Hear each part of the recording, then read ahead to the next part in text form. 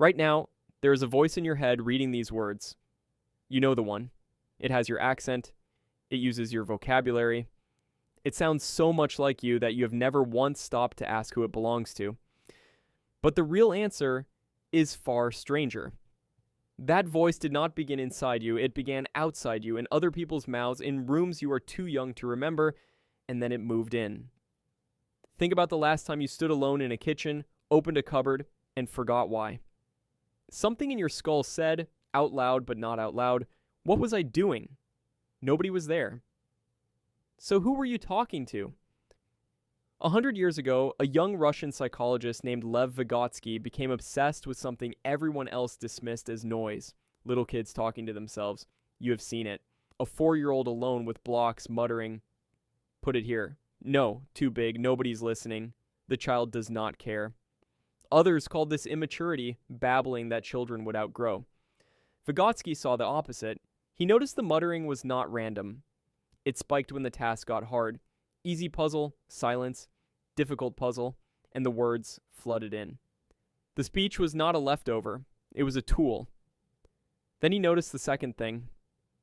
The talking never actually stopped. It went underground.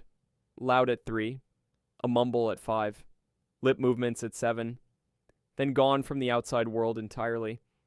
The child did not quit. The child got better at it. His conclusion was radical. Inner speech does not start inside and leak out. It starts outside and gets pulled in. First, your parents guide you with words. Then you guide yourself with those same words out loud. Then you guide yourself silently. You did not invent your inner monologue. You inherited it. Notice the fingerprint it left behind. Inner speech is compressed to almost nothing.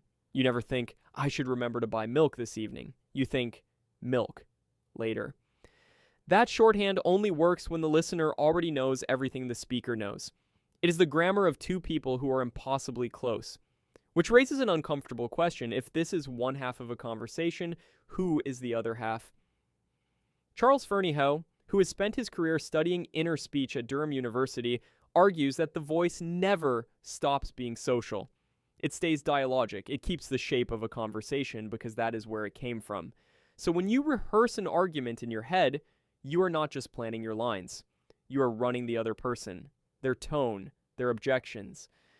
You have a working model of them installed in your skull, and you can switch it on at will. Your mind is not a room with one person in it. It is a room with a cast.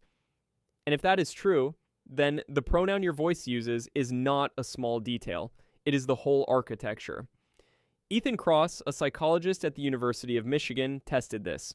He gave people minutes to prepare a speech, then sent them in front of judges instructed to look unimpressed. Beforehand, everyone coached themselves. But one group used the word I. Why am I so nervous? The other group used their own name. You can do this. Why is Sarah nervous? The name group performed better. The judges rated them higher. They felt less anxious going in and replayed it less afterwards. One word, that was the entire intervention.